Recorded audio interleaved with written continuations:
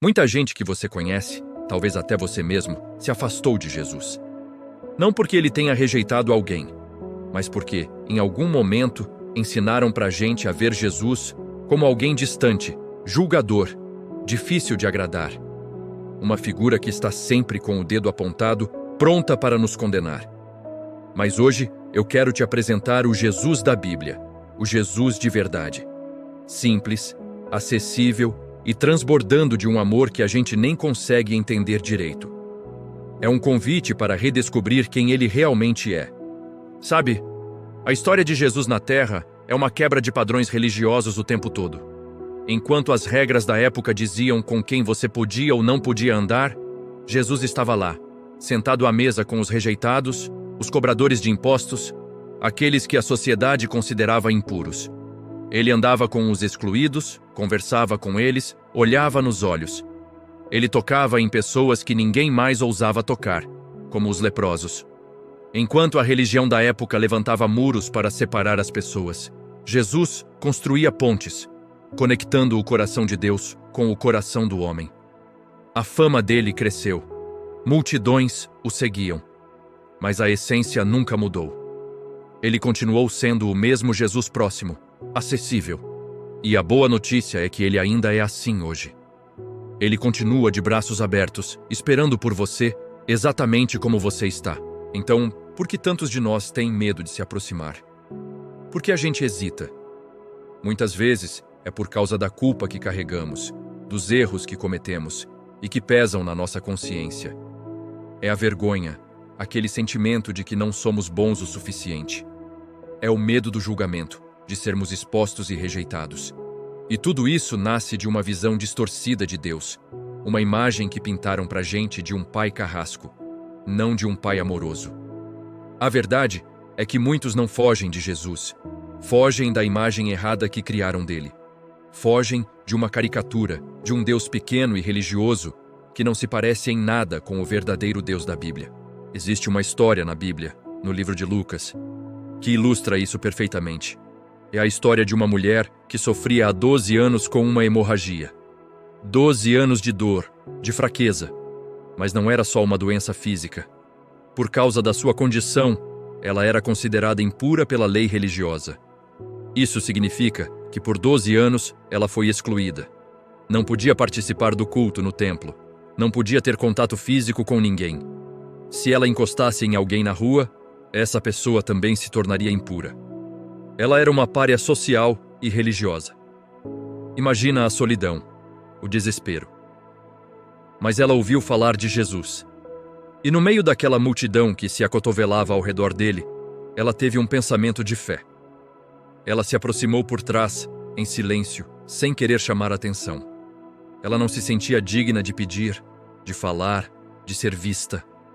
Ela só pensou: se eu tão somente tocar na orla das suas vestes, serei curada. Ela não se sentia digna, mas a fé dela a fez avançar, romper a barreira da vergonha e do medo. E então, algo extraordinário acontece. No instante em que ela toca na roupa de Jesus, ele para. No meio daquela multidão inteira com gente empurrando, falando, gritando, ele para e ele pergunta: quem me tocou? Os discípulos acham a pergunta estranha, afinal, todos estavam tocando nele. Mas Jesus diz: alguém me tocou porque de mim saiu virtude. Saiu poder. Jesus nunca ignora um toque de fé. No meio de 1000 toques casuais, ele sentiu um toque que era diferente. Um toque de desespero e esperança. A mulher, quando percebeu que não podia mais se esconder, aproximou-se tremendo de medo. Talvez ela pensasse que seria repreendida por ter contaminado o mestre, por ter roubado a cura. Ela se lança aos pés dele e conta toda a verdade na frente de todos. E a resposta de Jesus é uma das coisas mais lindas do Evangelho. Ele não a chama para condenar. Ele a chama para curar por completo. Ele não a expõe para envergonhá-la, mas para honrá-la publicamente.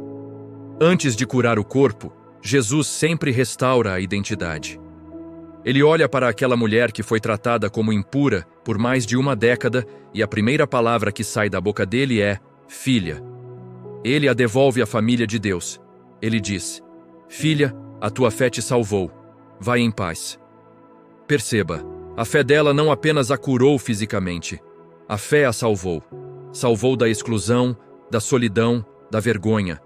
Jesus não apenas estancou o sangue, ele restaurou a alma dela. Ele a viu, a amou e a tornou inteira novamente. É por isso que o evangelho verdadeiro, o evangelho de Jesus, gera liberdade, não aprisionamento. O medo paralisa, nos faz esconder nas sombras como aquela mulher. Mas o amor transforma, nos traz para a luz. A religião baseada no medo diz: não erre, senão Deus te castiga. O amor de Jesus diz: venha como está, porque eu te amo e o meu amor vai te transformar. Jesus não nos chama para viver escondidos com medo de sermos quem somos. Ele nos chama para sermos libertos pela verdade do seu amor incondicional. Para andarmos de cabeça erguida, sabendo que somos filhos amados. Muitas vezes pensamos no amor como um sentimento, uma coisa que vem e vai. Mas para Jesus, o amor é mais do que isso. O amor é um mandamento, é uma decisão, é uma ação. É a capacidade de sentir a dor do outro como se fosse a sua. Quando a Bíblia diz que Deus é amor, não é uma figura de linguagem. Significa que a própria essência dele é se doar, é se compadecer. Deus nos ama como um pai perfeito. Ele se coloca no nosso lugar. Ele sente as nossas dores. O ápice disso é a cruz, onde ele tomou sobre si o castigo que era nosso, por amor. Jesus contou a parábola do bom samaritano para explicar exatamente o que é esse amor na prática. Um homem é espancado e deixado para morrer. Passam por ele um sacerdote e um levita, pessoas religiosas, e ambos desviam o caminho. Eles viram a dor, mas não sentiram a dor. Mas então passa um samaritano, alguém que era desprezado pelos judeus, e o samaritano para. A Bíblia diz que ele teve compaixão. Ele sentiu a dor daquele homem, e, por sentir, ele agiu. Ele limpou as feridas, levou o homem para uma hospedaria, cuidou dele e ainda pagou a conta. Amar, segundo Jesus, é isso. É não conseguir seguir em frente ignorando a dor do outro. Então, o chamado final para cada um de nós é esse. Viver não mais como órfãos, com medo de um Deus distante, mas viver como filhos amados. E como filhos, aprendemos a amar como nosso Pai ama. Amar não é opcional para um seguidor de Jesus. É a marca, a identidade do verdadeiro discípulo. Portanto, viva como filho.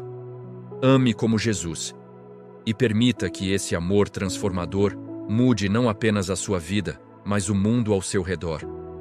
Obrigado por me ouvir. Que Deus te abençoe. Se essa mensagem tocou seu coração, compartilhe com alguém e se inscreva no canal para mais conteúdos como este.